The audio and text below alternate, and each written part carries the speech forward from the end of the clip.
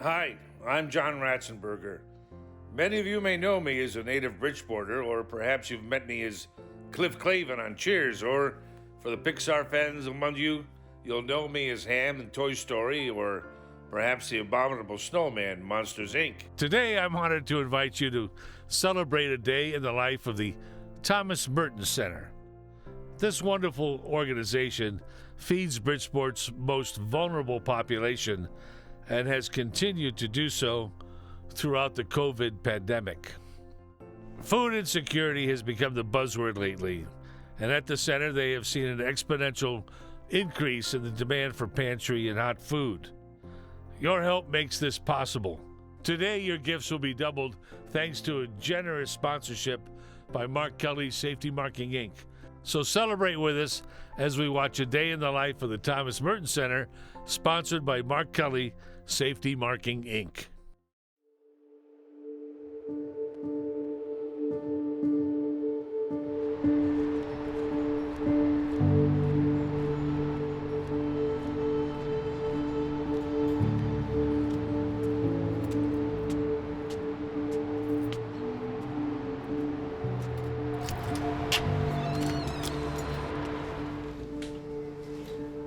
From the moment I come into the door, I usually just flick on the lights. Right after I come in, Lorraine comes in. She gets the kitchen set up and turns the coffee on. Then we start prepping for breakfast. So all staff comes in and everybody's here about 8:30, 9 o'clock. And so now the breakfast is prepared and we need to get it out to the shed because we're not having people come in the building. So we're serving from outside our shed to-go meals. Simultaneously, our volunteers start coming in about 9 o'clock. They get engaged. My mom passed away and most of my family moved away and I moved here pretty much homeless. I was told that I could get books here and I like to read. And I found out about the other services that were offered here and I started coming in. I could come here and it was a peaceful place to stay. I wasn't working and I found that they're supportive. There's a lot of insight that I got from people here. I continued coming here up until I found work. And in between that, on my days off, I would still come here. It was more for the moral support and guidance that they gave here. I found that the staff would listen if I needed someone to talk to, which I found that I need somebody to talk to all the time.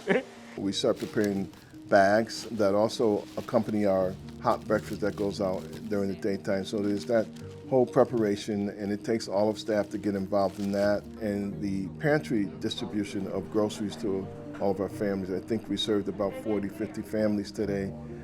Pre-bagged groceries that need to go out. So I know we have 5 volunteers that come in and help do that as well. A lot of that prep work is done the day before, but then we have to actually engage people that are coming to pick up those groceries that day. Bridgeport was hit probably hardest than anywhere else in Fairfield County during the pandemic. While in some areas people were able to work from home, a lot of the people in the service industries were immediately out of work. And the demand for our food resources here at Thomas Merton Center tripled almost overnight.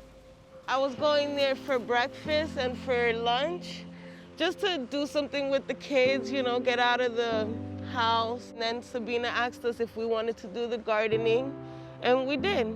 And then since then, I keep going there. I know she was dealing with, back then, food insecurity. She was right there with the kids getting involved in this program, planting vegetables and flowers. I think she was looking for something within the neighborhood for her kids to be involved in. A friend of mine, her son, his COVID test came back positive, so we got a quarantine. So I let Sabina know that I couldn't go get my groceries, and she said, it's okay, I'll bring it to you. And it's perfect, because I really need them. We actually had to bag up the food and take it to her. So mostly emergency situations where people call, they ask how we can help out. Going to the Thomas Merton Center, they helped me with clothes. They've helped me with shoes, and they give me groceries. I go there on Wednesdays, once a month. It's really useful. Some people don't know that there's places like this, and they feel like there's no hope, and there is. In between all that, you have stuff going on like deliveries. We get deliveries from Trader Joe's. We have deliveries from the food bank. We have the coffee stations separate from where the food is being given out to create social distancing. We're also addressing other issues and other services that we try to provide, whether it's through phone call or setting up, some type of correspondence or some type of collaboration with other agencies to provide coats, blankets, hats, cosmetics. We have a mail program that we allow people who don't have a home address to come and use our mail so that they can get their important documents. We do showers every Monday and Tuesday for our chronically homeless people. They come in, they take showers, and then you got a host of other activities going on in the building, cleaning, sanitizing.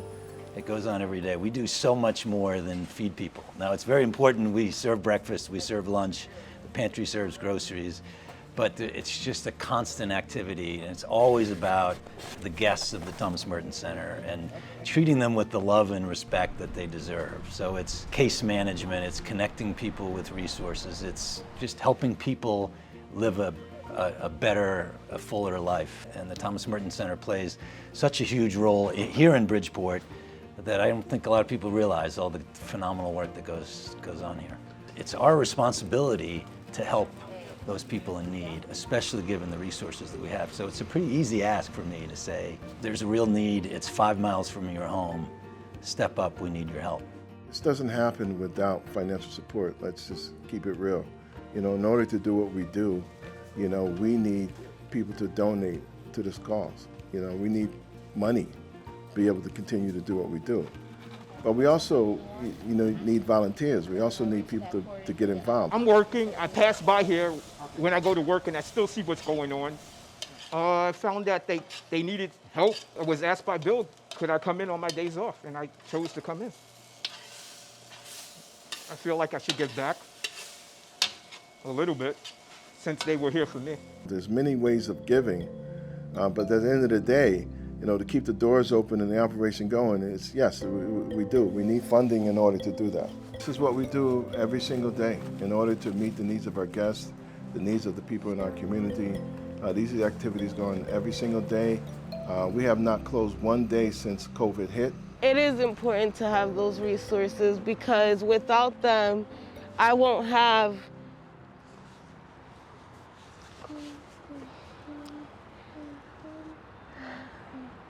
I don't know. I'm trying not to cry. I don't have family out here, so to me, they're my family, and when I need help, they're there. So it's important to have them, because when I need it, they're there. So they're like my family. When you think about family, you think about safe, right? You think about feeling safe. So it's nice to know that we provide that net for them, where people can feel safe and they can, feel that there's hope and feel that, when they fall in hard times, that, family's going to be there to help them out.